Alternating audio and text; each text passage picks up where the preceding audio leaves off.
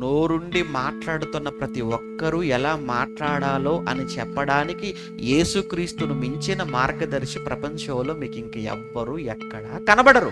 ఎలా మాట్లాడాలి చూసి నేర్చుకోవాలి ఆయన దగ్గర. నువ్వు మాట్లాడే మాట వినువాడికి మేలు చేసేదిగా ఉండాలి. ఈ రోజు చాలా మంది మాట్లాడుతుంటారు. ఎలా మాట్లాడుతుంటారు మీకు తెలియంది కాదు కదా.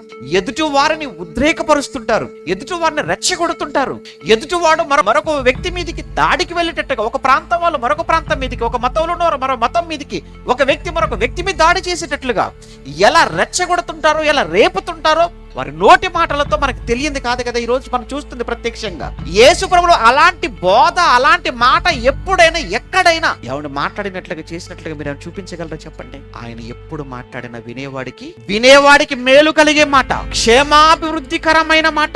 అది నేను చెబుతున్న మాట అతను వింటున్నప్పుడు అతని జీవితానికి మేలు చేసేదిగా, అతనికి క్షేమకరమైనదిగా, తన కుటుంబానికి మేలుకరమైనదిగా, తన కుటుంబానికి క్షేమకరమైన మాటే మాట్లాడాలన్న ఆలోచనతో మాట్లాడండి. ఎప్పుడు కూడా ఎక్కడ కూడా ఇద్దరు వ్యక్తుల మధ్య కానీ, రెండు కుటుంబాల మధ్య కానీ, రెండు మతాల మధ్య కానీ, రెండు ప్రాంతాల మధ్య కానీ విద్వేషాన్ని, ద్వేషాన్ని రగల్చే ఆ మాటలు ఎప్పుడు ఆయన మాట్లాడలేదండి. కానీ ఈ రోజు మనం చూసారా, ప్రసంగికులు అంటారు, వక్తలు అంటారు, ప్రవచనకర్తలు అంటారు. మరి మాటలు వింటున్నప్పుడు మీకు ఇంకా ఎలా మాట్లాడాలో మీకు అర్థం కాలేదు. ఎందుకంటే యేసు బోధలు మీకు అర్థం కాలేదు. బైబిల్ మీరు చదవలేదు.